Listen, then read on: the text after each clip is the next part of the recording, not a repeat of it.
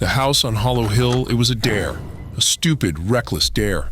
The old house on Hollow Hill had been abandoned for decades, its windows like black unblinking eyes staring at the curious and the foolish.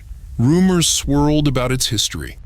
Disappearances, screams in the dead of night, and shadows that moved where no light existed.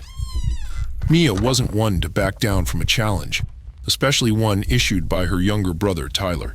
"Spend one night in the house, alone," he smirked. "You can't chicken out, or you owe me $100.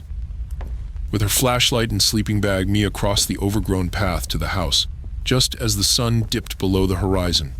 The wooden front door creaked open with a groan, as if protesting her entry.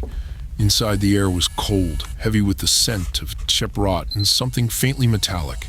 The first few hours passed uneventfully. Mia explored dusty rooms filled with decayed furniture and peeling wallpaper. She kept her phone on, comforted by its glow, and her occasional check-ins with Tyler. "Still alive," she texted with a smirk. At midnight, the house began to change. The first sign was the silence, the usual nocturnal sounds. Crickets, wind, even the hum of her own breathing seemed swallowed by an unseen force. Then came the whispers, faint and disjointed, rising and falling like a broken melody. Mia froze in the living room, gripping her flashlight. "Hello?" she called, her voice wavering. No answer, just the whispers, closer now. Her flashlight flickered, and for a brief moment the room was plunged into darkness. When the light steadied, her heart nearly stopped. A figure stood at the edge of the room. Its shape was human, but wrong. Its limbs too long. Its head tilted unnaturally to the side. Its eyes glowed faintly, reflecting the beam of her flashlight like an animal's. Mia stumbled backward, tripping over the edge of a rug and crashing to the floor. The figure didn't move, but its whispers grew louder, filling her ears until they were all she could hear. She scrambled to her feet and bolted up the staircase, her flashlight beam bouncing wildly. She slammed the door to the nearest room behind her, pressing her back against it, as if her weight alone could keep whatever it was out. The whispers stopped. The silence returned, heavier than before. She fumbled for her phone.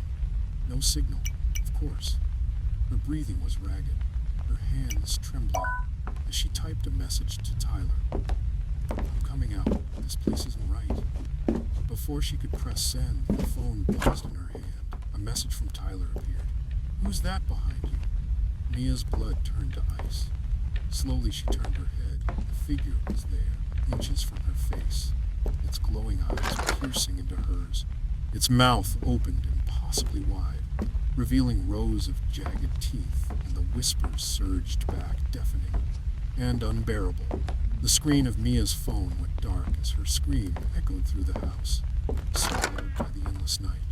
When Tyler came to check on her the next morning, the house was silent. Her flashlight lay on the floor, flickering faintly. Of Mia there was no trace, only whispers that seemed to follow him as he ran.